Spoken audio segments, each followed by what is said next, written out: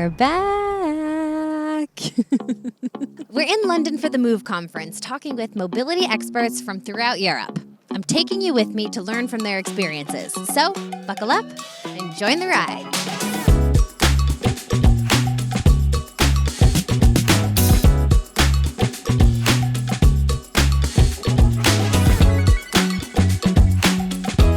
Okay, John, what is your take on how existing subscription providers could do better in order to increase profitability, but to maintain that flexibility that goes with this business model? Well, most of the cost is around to what you're buying the vehicles for and what you plan to sell them for.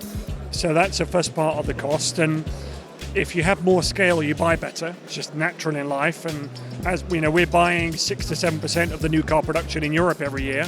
So we have a scale where we can buy at real good value. Then you have to make sure that the in-life operational processes are really managed and optimized effectively from a systems perspective and from a business process perspective.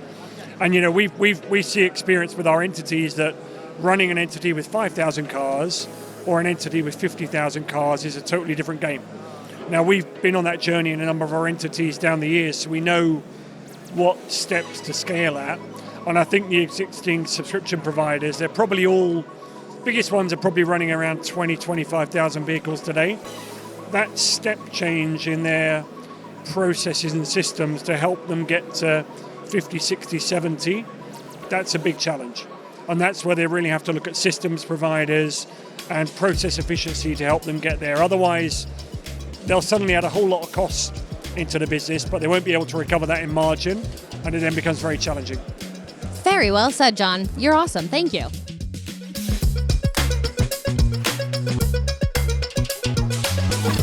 This is where Hans Christian and Liran are doing their panel later.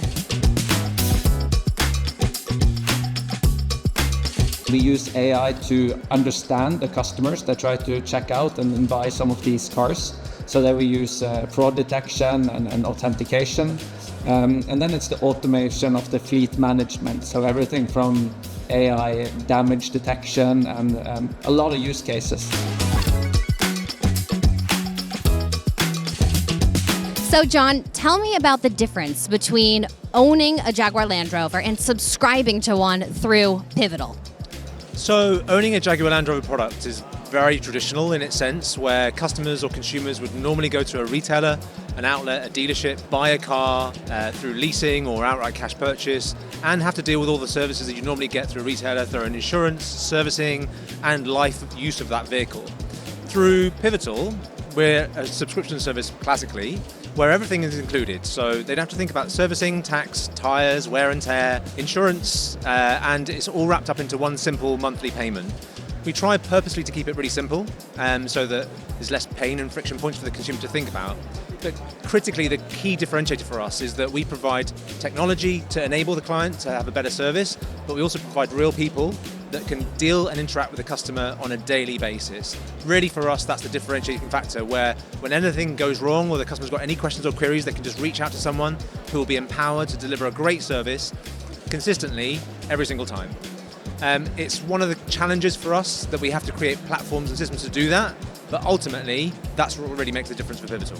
Right now, it's only in the UK. The challenge for us is taking this model and expanding it internationally. Doing a high-touch operation is quite people-heavy, and so springboarding that into other markets can be tough.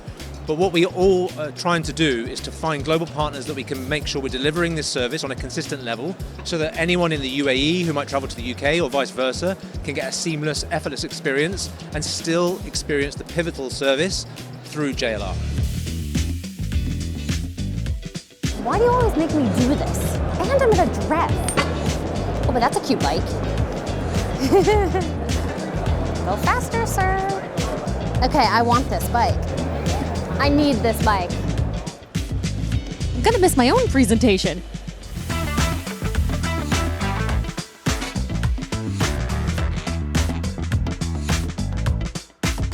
Florian, you just had a panel and you were talking about how OEMs' organizational struggles are inhibiting their ability to offer customer-focused products.